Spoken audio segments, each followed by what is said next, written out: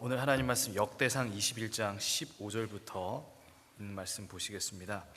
역대상 21장 15절부터 18절까지의 말씀을 제가 읽겠습니다.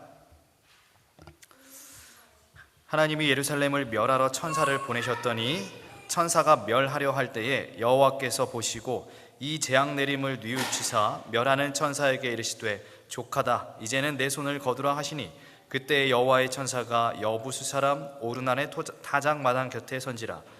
다윗이 눈을 들어 보매 여호와의 천사가 천지 사이에 섰고 칼을 빼어 손에 들고 예루살렘 하늘을 향하여 편지라. 다윗이 장로들과 더불어 굵은 배를 입고 얼굴을 땅에 대고 엎드려 하나님께 아뢰되 명령하여 백성을 계수하게 한 자가 내가 아니니까 범죄하고 악을 행한 자는 곧 나이니이다. 이 양떼는 무엇을 행하였나이까? 청하건대 나의 하나님 여호와여, 주의 손으로 나와 내 아버지 집을 치시고 주의 백성에게 재앙을 내리지 마옵소서 하니라. 여호와의 천사가 갓에게 명령하여 다윗에게 이르시기를 다윗은 올라가서 여부수 사람 오르난의 타작 마당에서 여호와를 위하여 제단을 쌓으라 하신지라. 감사합니다. 성도 여러분들 평안하셨습니까? 네, 오늘 또 하나님의 전에 오신 모든 분들, 또 예배 참석하신 모든 성도님들 환영합니다. 오늘 또 어린이반에서 귀한 찬양을 하나님께 드렸는데요. 빌립보서 4장에 있는 그 귀한 하나님의 말씀을 아이들이 암송하면서 이렇게 찬송을 드렸습니다. 그 말씀의 핵심은 뭐냐면은 주 안에서 우리가 항상 기뻐하라라는 거예요. 여러분, 이 찬양 가사처럼 우리 예수님 안에서 항상 기쁜 신앙을 할 수 있는 성도님 되시기를 기도합니다. 예전에 제가 한국에서 목회할 때 어느 안식일 오후에 이제 교회 그 봉고차에 성도님들과 함께 인천이라고 하는 곳으로 방문을 갔어야 했을 때가 있었어요. 그래서 이제 방문을 가는데 그 시간이 사실 너무나 행복한 거예요. 왜냐하면은 사실 아주 작은 시골의 교회였는데 안식일 오후 뭐 특별히 하질 않았어요. 그런데 이 안식일 오후에 성도님들과 함께 함께 방문 가고 하는 것이 너무나 기뻤거든요. 그래서 정말 기쁜 마음으로, 행복한 마음으로 이렇게 방문을 가고 있었는데, 근데 그 방문의 목적지가 어디였냐면 인천이라고 하는 곳이었어요. 여러분 혹시 인천에서 오신 분 계신가요? 안 계시니까 천만 다행입니다. 네. 갔더니 너무 복잡한 거예요. 무슨 이름 정확하게 기억 안 나는데 간석 오거리라고 하는 곳이었어요. 이름이 간석 오거리 같았는데 거기에 뭐 교차로 가는데 오거리니까 얼마나 차가 많겠어요. 이리 갔다 저리 갔다. 시골에서 사실은 목회하면서 운전하면은 뭐 사실은 차선도 잘 이렇게 안 보여요. 차선도 없을 때가 많고요. 네. 그런데 그런 데서 하다가, 차 없는 데서 하다가 막 이렇게 도시에서 하려고 그러니까 복잡한 거예요. 그래가지고 길이 또 내비게이션 보고 가는데 헷갈렸어요. 그래가지고 이리 갔다가 저리 갔다가 막 이렇게 하니까 갑자기 뒤에서 차가 한 대가 쌩 하고 다가오더니 창문을 내리면서 저한테 막 뭐라고 하는 거예요. 참 그 시간이 행복하고 또 교인들과 함께 어딜 간다는 게 참 행복하잖아요. 즐겁잖아요. 그런데 이 뒤차가 와가지고 창문 열면서 막 저에게 욕을 하는 순간 제 마음에 어떤 마음이 들었을까요? 분노가 막 차오르기 시작하는 것입니다. 제 실수고 제가 미숙한 거죠. 제가 운전을 잘했고 제가 뭐 더 이렇게 깔끔하게 했다면, 운전을 깔끔하게 했다면 그런 일이 없을 텐데, 어쨌든 제 실수니까 그 사람한테 어쩌면 미안할 법하죠. 내가 잘못했다, 이렇게 할 법한데, 욕을 듣는 순간 저도 뭐 하고 싶어질까요? 욕하고 싶어지는 거예요. 이미 마음속에는 욕하고 있었죠, 사실은. 이 마음속에는. 그리고 그 일이 있고 나서 방문 마치고 저녁에 집으로 돌아왔는데, 하루를 돌아보면서 제가 느꼈던 거는 무엇이었냐면, 사람이 죄 짓는 거는 진짜 딱 한순간이다. 갈 때 너무나 좋고 너무나 행복했는데 전혀 모르는 사람이 와가지고 욕 한마디 하니까 이게 이렇게 사람의 품성이 무너지는 거예요. 마음속에 죄를 짓는 거예요. 그 사람을 미워하게 되고 증오하게 되는 것입니다. 여러분 혹시 이러한 경험들 해보신 분 있으실까요? 몇몇 분은 고개를 끈드리면서 아마 인간적으로 우리가 세상에 살아가면서 모두가 아마 그리스도인들이 겪는 하나의 경험일 것입니다. 내 스스로 죄 앞에서 속절없이 무너지는 나의 모습, 마음에 결심하고 다짐하고 그 안식일에 정말 하나님의 사랑을 외치면서 설교하고, 누구나 다 우리가 사랑해야 된다 설교하고 이렇게 방문을 갔는데, 그 설교와 전혀 다른 나의 모습을 보았을 때, 무너져 있는 나의 모습을 보았을 때, 이런 마음이 들 때마다 우리 바울의 고백이 생각납니다. 오호라, 나는 어떤 사람이에요? 곤고한 자로다. 이 사망의 몸에서 누가 나를 건져낼 수 있겠느냐. 그렇습니다. 오늘 우리는요, 죄인입니다. 아무리 우리가 부인하려 하고 아닌 척하고 그렇게 아무리 의로운 척하면서 살아가려고 해도 오늘 우리의 그 본질의 그 죄는 어쩔 수가 없는 것입니다. 그런데 너무나 감사한 것은 성경에서 뭐라고 얘기했냐면, 죄가 더한 곳에 뭐가 넘친다 그랬어요? 죄가 더한 곳에 은혜가 넘치다라고 이야기를 하고 있습니다. 우리가 비록 죄인이고 우리가 죄를 지으면서 살아가는 그러한 비천한 사람이지만, 이 죄가 많은 곳에 은혜가 더하다, 이 말은 곧 우리가 뭐 받을 만한 사람이라는 거예요? 은혜 받을 만한 사람이라는 거예요. 비록 죄인이지만 하나님과 멀리 떨어져서 살아갈 수도 있고, 하나님을 부인하면서 베드로처럼 살아갈 수도 있고, 또 배신하며 살아갈 수도 있지만, 예수님을 배신하며 살아갈 수도 있지만, 그러나 하나님께서 우리를 버리지 아니하시고 우리에게 뭐라고 얘기해 주냐면, 그래도 너는 은혜 받을 만한 사람이다 라고 이야기를 해 주시는 것입니다. 오늘 이 시간에 죄인이라고 하는 신분에 속한 우리 모두에게 위로가 되고 은혜가 넘치는 이 시간이 되기를 기도합니다. 오늘 이 말씀의 주인공은 다윗입니다. 오늘 다윗의 이야기를 통해서 죄인이었던 다윗이 받았던 은혜가 무엇이었는가, 오늘 우리가 함께 그 시간을 좀 그 이야기를 해보려고 하는 것입니다. 역대상 21장, 우리가 아까 본문으로 보았던 역대상 21장은요, 우리가 아까 15절부터 읽었지만 사실 시작은 1절부터 시작합니다. 그 다윗의 인생의 말년에 하나의 사건이 있었어요. 어떤 사건이 있었냐면 21장 1절은 이렇게 얘기합니다. 사탄이 일어나 이스라엘을 대적하고 다윗을 충동하여 이스라엘을 계수하게 하니라. 자, 이 말씀에는 사단이 다윗을 충동해서 이스라엘을 뭐 했다 그랬어요? 계수했다 그랬어요. 여러분, 계수했다라고 하는 게 뭐예요? 계수가 뭐예요? 인구조사예요. 사람 숫자를 세는 거예요. 우리가 몇 명 있나 보는 거예요. 그런데 7절하고 8절 쭉 가다가 7절하고 8절에는 하나님께서 이 다윗이 사람의 인구를 그러니까 사람 머릿수를 세아리는 것에 대해서 어떻게 얘기했냐면, 하나님이 이 일을 악하게 여기사 이스라엘을 치셨다 그랬어요. 그리고 8절에 다윗이 하나님께 아뢰되 내가 이 일을 행함으로 큰 죄를 범하였나이다. 이제 간구하옵나니 종의 죄를 용서하여 주옵소서. 내가 심히 미련하게 행하였나이다. 자, 지금 오늘 성경의 이야기를 보면은 어떤 이야기냐면, 사실 다윗이 자기의 부하 장군 요압이라고 하는 사람이 있었습니다. 이 요압에게 몇 명 있나 세어보라 그랬어요. 근데 5절에 보니까 이 요압이 이제 그 다윗에게 보고를 하는데, 이스라엘의 백성 중에 칼을 뺄 만한 자가 110만 명이고 그 중에 110만 명 중에 유다 사람이 47만 명이다, 이렇게 보고를 합니다. 그리고 이 보고를 듣고 나서 7절에 하나님은 이 인구조사가 악했다라고 하는 거예요. 그리고 다윗은 또 그 악했다는 사실을 하나님께서 너가 악했다라고 하는 이 이야기를 듣고 그것을 알고 하나님께 죄를 고백하면서 용서를 구하는 거예요. 여기서 우리가 한 가지 질문을 해보게 되죠. 사람 수를 세아리는 게 왜 악한 것인가? 인구를 조사하는 것이 왜 악한 것인가? 여러분, 우리가 성경에 보면 민수기라고 하는 책이 있어요. 민수기의 책 뜻이 무엇일까요? 민수가 무슨 뜻입니까? 민수, 그렇죠. 백성의 수를 헤아리는 것입니다.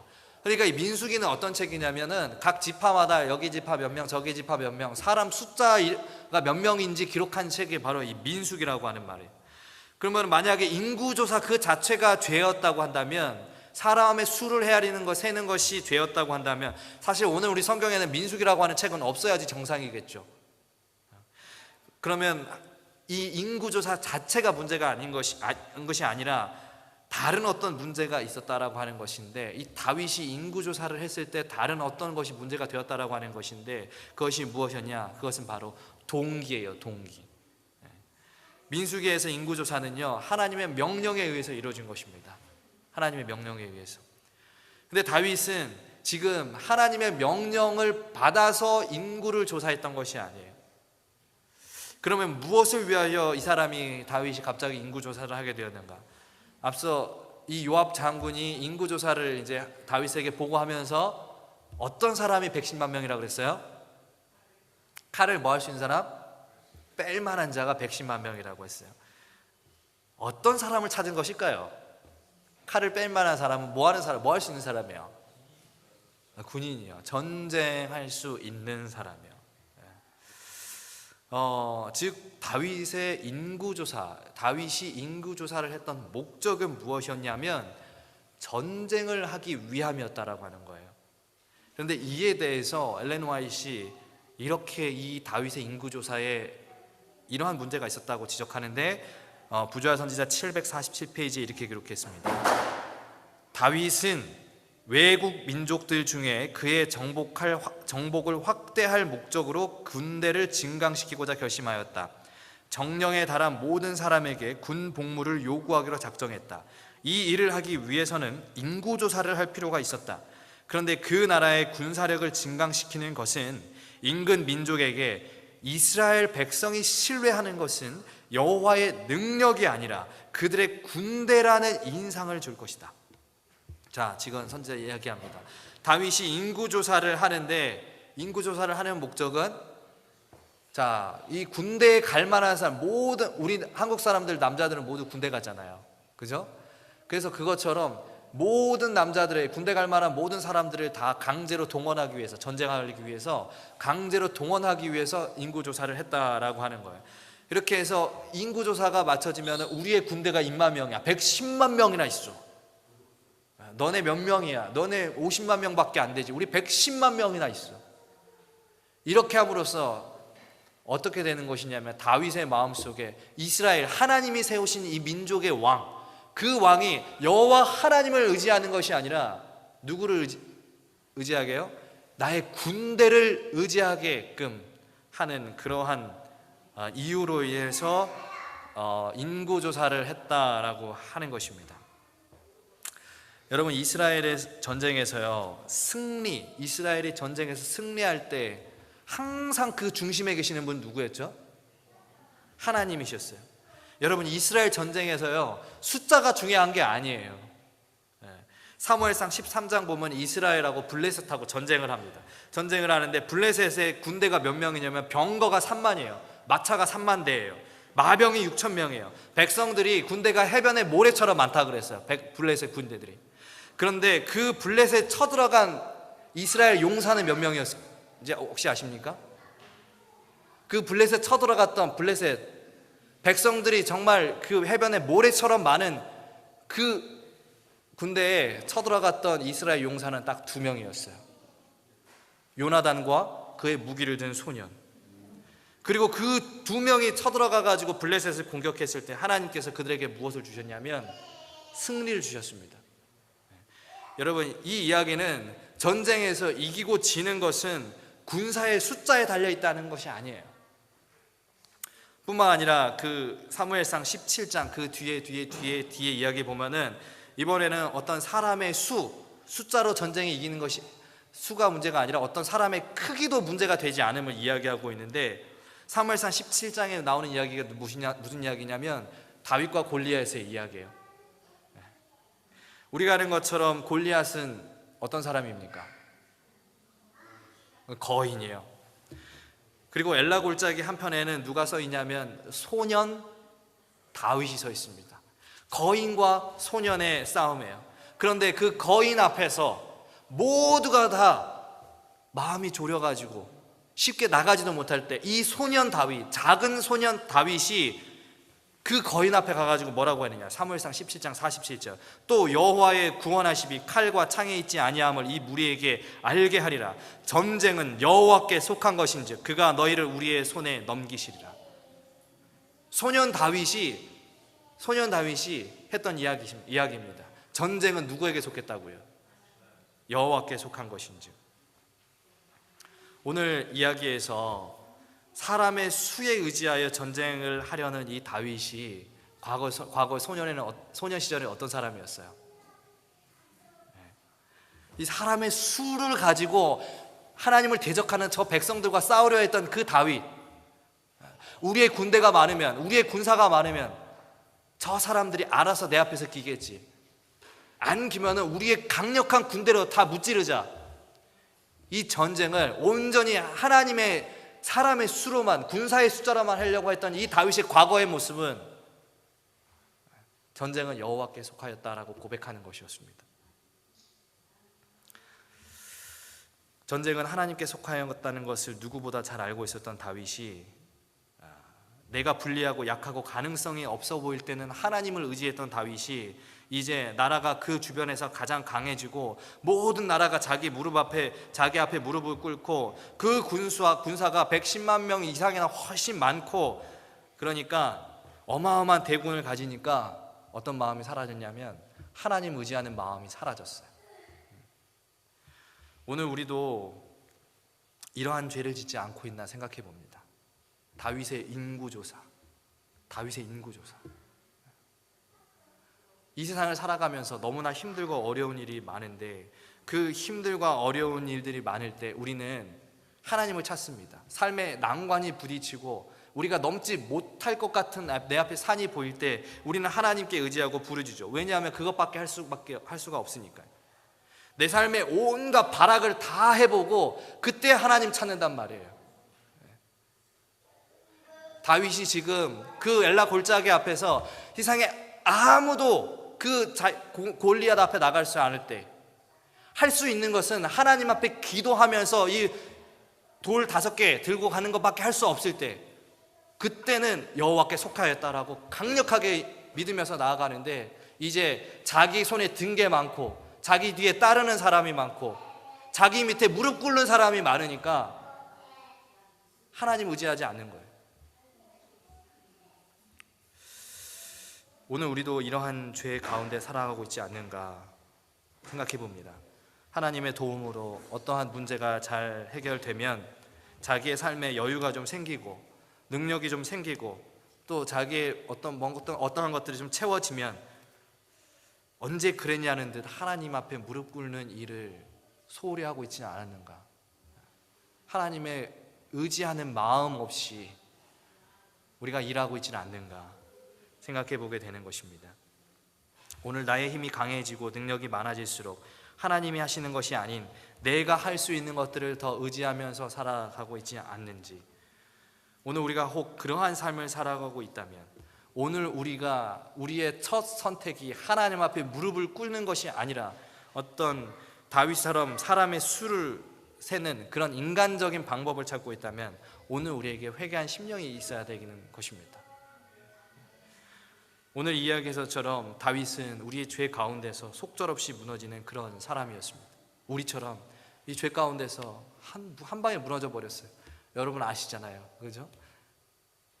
이 안목의 정욕으로 인해서 정말 하지 말아야 할 그러한 죄를 지었던 사람이 다윗이었고, 지금처럼 하나님을 전쟁은 여호와께 속하였다고 당당하게 외치던 그 다윗이, 그렇게 살아왔던 다윗이 이제 자기 앞에 놓여진 많은 대군을 보고 하나님을 잊어버리는 그러한 다윗의 모습, 하루 정말 한순간에 무너지는 이 다윗의 모습을 보게 되는데요. 이처럼 다윗은 이렇게 죄로 인해서 하나님께로부터 어떤 벌을 받게 됐어요. 그 벌이 무엇이냐면 우리 21장 9절부터 12절 보시면 하나님의 그 선지자, 하나님께서 갓이라고 하는 이 선지자를 통해서 3가지 벌을 내가 내릴 건데 네가 이 중에 3가지 너한테 선택권을 줄 건데 이 중에 네가 하나를 골라라 그랬어요. 그 첫 번째가 뭐냐면 3년 동안 온 이스라엘에 기근을 당하든지 가물든지, 혹은 3개월 동안 너가 적군에게 쫓김을 당하든지, 혹은 3일 동안 온 나라에 전염병을 앓게 하든지, 이 3가지 중에 하나 고르라 그랬어요. 여러분 뭐 고르실 것 같아요? 여러분 같으면? 3년의 기근, 3개월의 쫓김, 도망, 그리고 3일의 전염병. 뭐 고르실 것 같으세요? 아마 짧고 굵게 끝나시는 걸 좋아하시는 분은 3일을 고를 것 같고, 그죠? 3년 동안의 기근, 3년 굉장히 길죠. 3년이라는 시간. 3달의 도망. 이 다윗은 이 도망에 이골이 난 사람이에요. 이 도망에 그래서 노하우는 있을지 모르나 도망 생활을 너무나 오래 했기 때문에 이제 그만 도망 다니고 싶었겠죠. 그래서 다윗이 뭘 선택하냐면 3일의 전염병을 선택했습니다. 아마 죄를 뉘우친 다윗은 기근이나 도망보다 전염병이 어쩌면 하나님의 더 직접적인 벌이라고 생각했는지 이제 그 기근을 선택했는데, 또 기간도 짧으니까. 근데 14절에 보니까 이 3일 동안의 전염병으로 인해서 그 이스라엘의 7만 명이라고 하는 사람이 다 죽었습니다. 여러분, 당시에 7만 명이 죽었다는 것은 엄청난 재앙이에요. 여러분, 이스라엘의 역사상 어떤 전쟁 혹은 기근, 어떤 전염병으로 인해서 막 사람이 죽잖아요. 근데 그 어디에도 성경의 역사에는 7만 명이 죽었다는 이야기는 없어요. 가장 7만 명 외에 가장 많이 죽은 기록이 민수기 25장에 나오는데, 시딤에서 이제 모압 여인들하고 이스라엘 백성들이 이렇게 음행했을 때 그때도 전염병이 돌았어요. 그때 죽은 사람이 2만 4천 명이에요. 근데 지금 몇 명 죽었다고요? 7만 명이 죽었다고요. 여러분, 한국의 우리 재림교회 그 교인분들이 5만 명이래요. 5만 명. 매주 교회 나가시는 분들이. 그러니까 하루 3일 만에 우리 교인들 다 죽고 더 죽은 거예요. 그렇게 하루에도 수만 명이 죽어가는 상황 속에 이제 여호와의 사자가 전염병이라고 하는 칼을 들고 예루살렘을 향하여 팔을 바라보면서 서 있습니다. 예루살렘을 향하여 전염병을 가지고 가던 천사들과 또 그 앞에 맡고 있던 다윗이 만났어요. 다윗이 우리가 아까 읽었던 것처럼 예루살렘을 향하여 쳐다보는 천사들 앞에 다윗이 장로들과 이스라엘의 장로들과 무릎을 꿇고, 내가 잘못했으니까 우리 이스라엘 백성들을 건드리지 말고 나와 내 아버지 집에만, 나에게만 벌을 내리시옵소서. 다윗이 회개하면서 저에게만 벌을 내리시옵소서, 이렇게 얘기해요. 이제 그만. 근데 그 천사와 다윗이 만났던 곳이 어디였냐면 15절에 오르난이라고 하는 사람이 농사지은 밀을 타작하는 타작마당이었다 그랬어요. 그리고 하나님께서는 이 재앙을 이제 멈추기 위해서 아주 직접적인 방법을 하나님께서 다윗에게 말씀을 하시는데, 그것은 무엇이냐면 너가 지금 서 있는 그 오르난의 타작마당, 너가 지금 회개하고 있는 그 오르난의 타작마당에 제단을 쌓으라고 하는 것이었습니다. 여러분, 이 오르난의 타작마당, 이 오르난이라고 하는 사람의 타작마당이 어떤 곳이었냐면, 그곳은 다윗이 인간의 군대를 의지하고 더 나아가서 이 인간의 군대와 자기의 경험을 의지하면서 온 세상에 자기가 최고라고 여기던 그런 교만한 다윗이 이제 하나님 앞에, 예수님 앞에, 여호와 앞에 무릎을 꿇고 회개하던 곳이 바로 이 오르난의 타작마당이었습니다. 정말 다윗이 무너졌던 곳이었어요. 실패했던 곳이었어요. 의기양양하면서 하나님 앞에 바른 사람처럼 살아가던 그 다윗이 실패하고 교만과 자기의 경험을 의지하는, 하나님을 찾지 않는 그런 믿음으로 인해서 실패했던 곳이 어디냐면 그 오르난이라고 하는 사람의 그 밀 타작하는 타작마당이었다라고 하는 거예요. 근데 하나님께서 그곳에다가 제단을 쌓으라고 하십니다. 하나님께서 왜 그곳에 제단을 쌓으라고 하셨을까? 더 좋은 땅이 많았을 텐데. 여러분, 타작마당은 밀 타작마당 하는 곳은 사실은 어떤 곳이에요, 여러분? 어쩌면은 이 밭일 수도 있고, 어떤 하나님의 제단을 쌓는 곳으로 어쩌면 구분이 안 된 곳일 수도 있잖아요. 근데 하나님은 그 농사짓던 땅, 세상에 널리고 널린 땅이 많았는데 하나님은 반드시 그곳에다가 제단을 쌓으라고 얘기하셨는데, 그 이유가 무엇이냐면 더 깊은 의미가 있어요. 왜 이 타작마당이어야 했는가? 이 오르난의 타작마당이 이곳이 어떤 곳이었는가? 우리 역대하 3장 1절 말씀을 함께 보시겠습니다. 여러분, 성경 혹시 있으신 분들은 성경을 펴셔서 역대하 3장 1절입니다. 그곳이 어떤 곳인지 성경에 나오는데요, 제가 읽겠습니다. 역대하 3장 1절. 솔로몬이 예루살렘 모리아 산에 여호와의 전 건축하기를 시작하니 그곳은 전에 여호와께서 그의 아버지 다윗에게 나타난 곳이요 여부수 사람 오르난의 타작마당에 다윗이 정한 곳이라.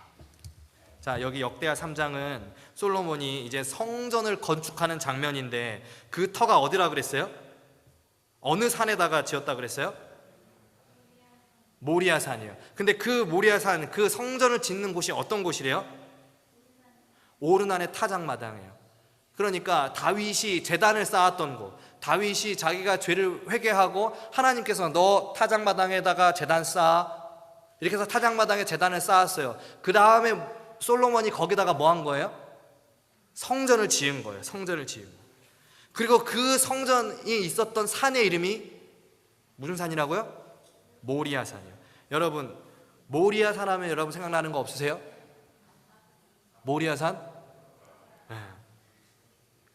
아들을 바쳤던 아브라함이 제단을 쌓았던 곳이 바로 모리아산입니다.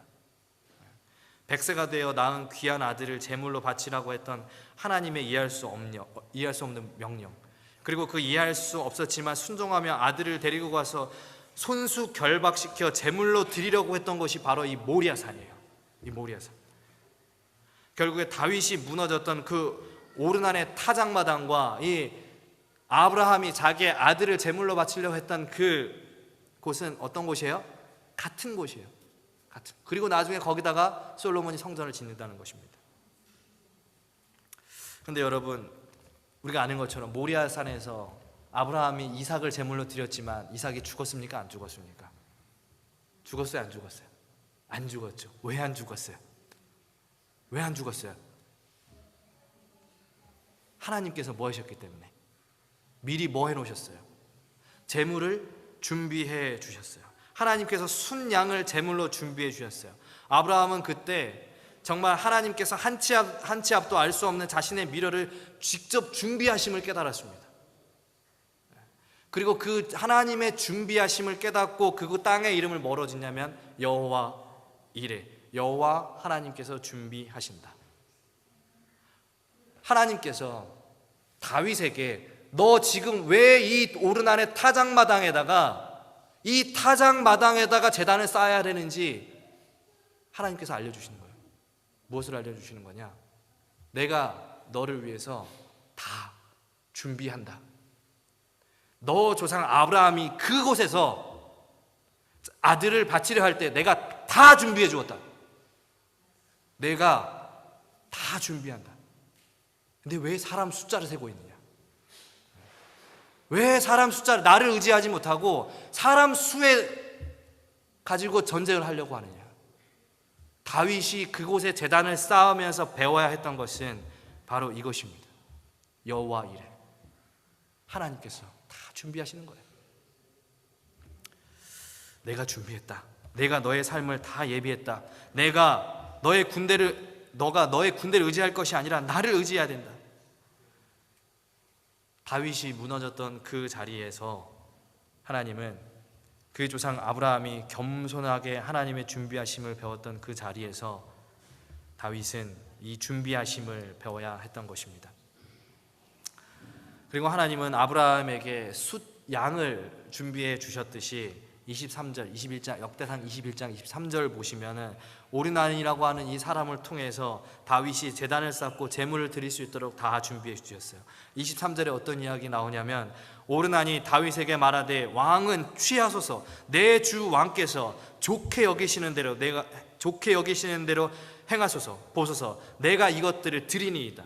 소들은 번제물로, 곡식 떠는 기계는 화목으로, 밀은 소제물로 삼으시기 위하여 다 드리나이다. 아브라함, 이삭을 제물로 바쳤던 아브라함에게 순양을 준비해 주셨던 것처럼 이 다윗이 제단을 쌓으려 할 때에 이제 그 자신이 회개하고 하나님께서 명령하신 곳에 제단을 쌓으려고 할 때에 하나님께서 이 오르난이라고 하는 사람을 통해서 번제물, 소를 준비해 주셨어요. 근데 그 소를 또 태워야 되잖아요. 그러면 뭐가 필요해요? 연료가 필요해요. 나무가 필요하잖아요. 이 곡식 떠는 기계, 밀 떠는 그 타작했던 그 기계를 이제 그 장작으로 쓰게 하고 하나님께서 다 준비해 주시는 것입니다. 하나님께 예배를 드리기 위하여 제단에 돌을 쌓으면서 여호와 이레 모든 것을 준비하신 하나님, 그분만이 내가 의지할 수 있는 유일한 분이라는 사실을 이날 다윗은 깨닫게 되는 것입니다.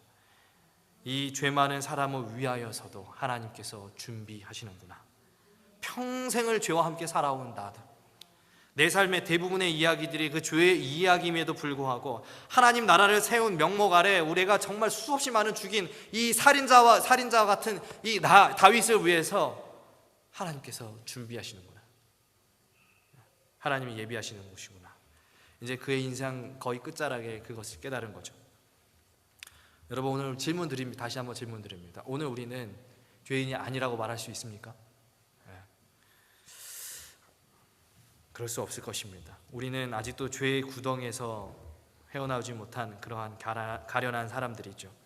이 사실이 오늘 우리에게 너무나 슬프긴 하지만, 그럼에도 불구하고 우리가 슬퍼하지 말아야 할 것은 이 죄인을 위해서도 하나님께서 뭐 하신다는 거예요? 준비하신다는 거예요. 다윗을 위해서 준비해 주셨던 것처럼 하나님께서 준비해 주신다는 거예요. 이 속절없는 죄인, 작은 것 하나에 무너지는, 다른 사람의 이야기 하나에 그냥 마음이 흔들리고 그 사람을 미워하게 되는, 죄를 짓게 되는 이러한 죄인, 이 죄인을 위해서 하나님께서 다 준비하신다. 그리고 그 준비가 무엇이냐면, 하나님께서 이 죄인이 다시 하늘로 데려가시기 위해서, 이 죄인이 다시 의로운 사람이 되기 위해서 하나님께서 준비해 주신 것이 무엇이었냐면 바로 2000년 전에 예수님께서 달리신 십자가였어요. 2000년 전 예수님께서 너무나 죄가 많은 우리를 구원하시기 위해서 예수님께서 다 준비해 주셨습니다. 계속 노력해도 바뀌지 않는 품성, 계속해서 내 삶 속에 밀려오는 이 죄의 어떤 성향들, 아직도 거기서 헤어나오지 못하고 살아가는 이 다윗처럼 무너진 우리와 같은 사람을 위해서 하나님께서 2000년 전 예수님을 보내셔서 다 준비하셨습니다. 그런데 문제는 무엇이냐면, 준비가 다 됐어요. 준비가 다 됐어요. 다 있어요. 근데 문제는 무엇이냐면, 사람들이 제단을 쌓지를 않아요. 제단을 쌓지를 않아요.